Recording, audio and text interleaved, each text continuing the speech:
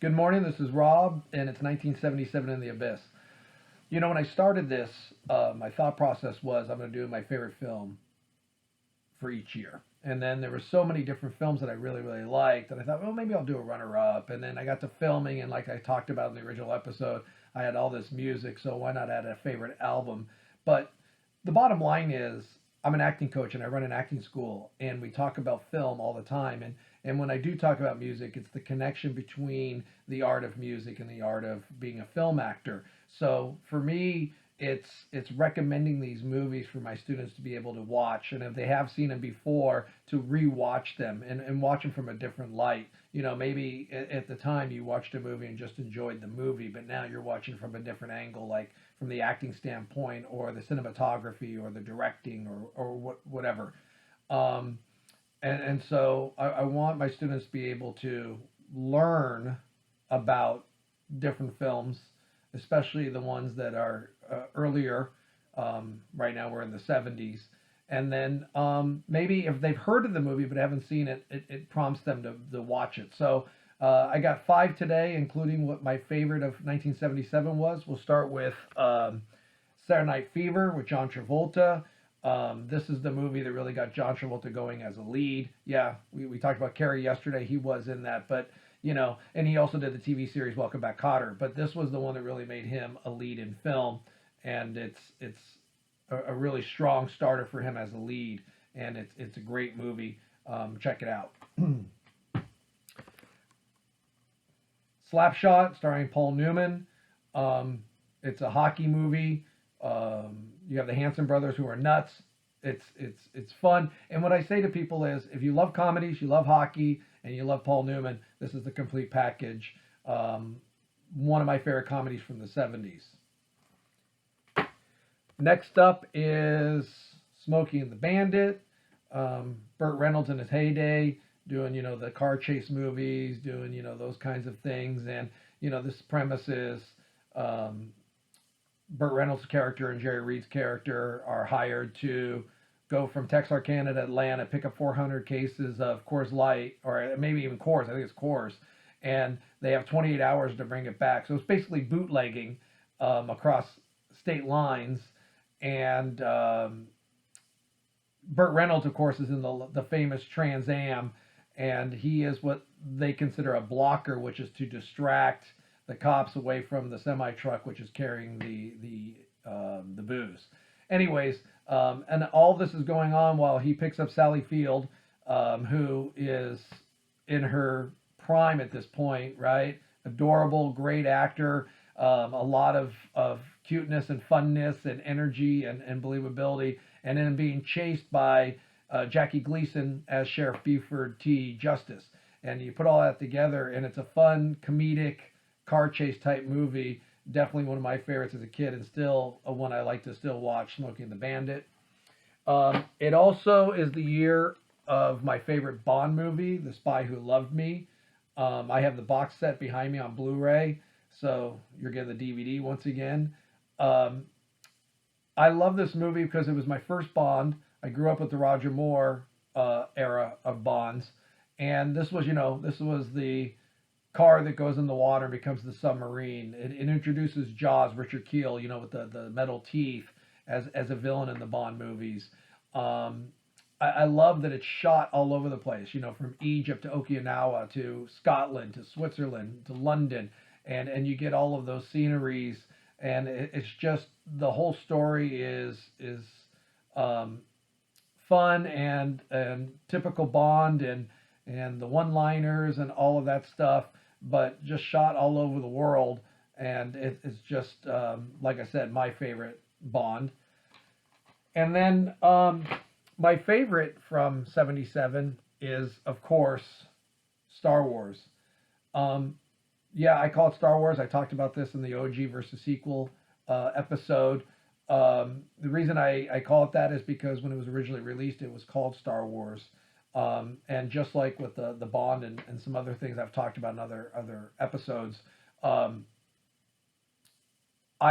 showing you this version because most versions are the enhanced Lucas versions with the added scenes, the added CGI, the added stuff. This one came with that, but it also comes with the original um, version of the movie, the theatrical version that I saw as a kid, with all without all of that stuff. And what's cool, and what's a cool backstory about Star Wars is that Lucas, after doing THX 1138, wanted to do a sci-fi movie, and he had started filming American Graffiti, and at the same time wanted to start doing a sci-fi, and tried to buy the rights to Flash Gordon, couldn't afford it, and decided that he was going to make his own, which eventually evolved into the making of Star Wars. And why I like the untouched version is, yeah, number one, it's how I saw it as a kid. But number two, because there wasn't a lot of CGI and there wasn't a lot of that stuff back then, they had to get creative. They were making models, they were making real life size things that they had to use, props and locations and all of these different things. So they had to make that stuff come alive. And so it's more real, it's more authentic when you watch it. When you start adding the CGI, it is a little bit cartoonish, it's a little bit fake. And Lucas loves all of that stuff, but it wasn't until that stuff became available to him that he used it. He was really creative in these first few movies where he made it work and made it come alive just by what he had accessibility to. And so there's such a rawness and authenticity to the movie that makes it really stand out. And then you add in, of course, the actors, Harrison Ford and Carrie Fisher, Mark Hamill, Sir Alec Guinness, and then on the dark side you have David Prowse as the Vader body with James Earl Jones's voice, and Peter Mayhew as Chewbacca, and Anthony Daniels as C-3PO, and Kenny Baker as R2, and you put all of that cast and collaboration together, and you have one epic film that stands the test of time. And it's funny because you watch these new Star Wars movies, and they're trying to recreate that chemistry, but it just shows you how hard that is. They had a special group with this early group, and the way that Han, Leia, and Luke interacted along with 3PO, R2, and Chewbacca, and then on the dark side you have Vader and his rival with Obi-Wan. It really makes this film really, really strong. And I also want to mention the legendary Peter Cushing as Moff Tarkin, who's the head of the Death Star. That element of him as Vader's equal in the film is very strong and very powerful. I really love the early Peter Cushing horror films, so to see him in that is pretty cool. But it's a really well done film, and it kind of falls in line with a third in a row now where I say Jaws as its own genre, on the sea, water, a perfect film, and then Rocky, which was a love story within this guy who's struggling with life and then trying to, fight the heavyweight champion of the world, makes it a perfect movie. This as a sci-fi, and the way it's all put together and all the way that it was done with everything we just talked about, makes this pretty close to perfect. So in my opinion, 75, 76, 77 have near perfect movies in each of their own genres, which is pretty cool. On the music side, yes, the most popular album to come out in 1977 is Fleetwood Mac's Rumors, and I mean, that is the most famous. It's the second one with Lindsey Buckingham and Stevie Nicks on board, so there is a cohesiveness and a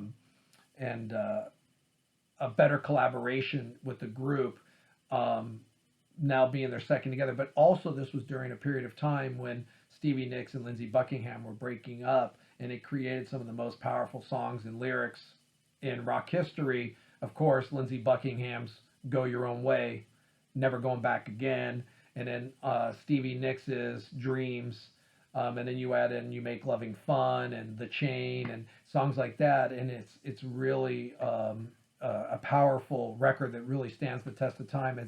It's as popular today as it was then.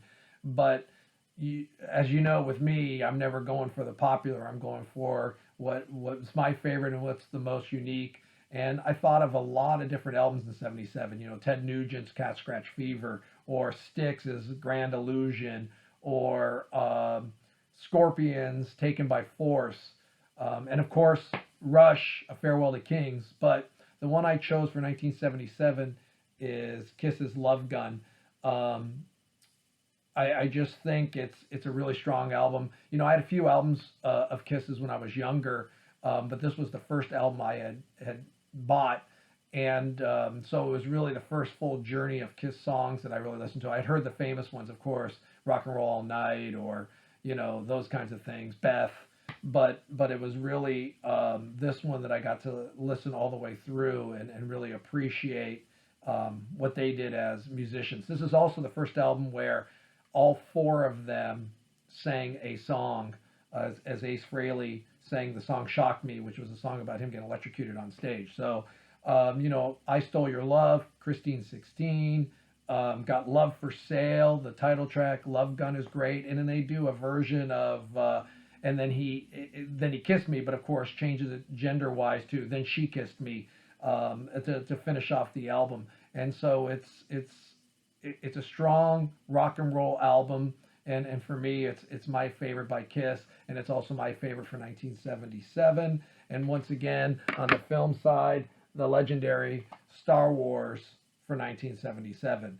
Go ahead and leave a comment. What is your top movie, your top album of '77? And if you haven't subscribed, make sure you do so. We'll see you tomorrow.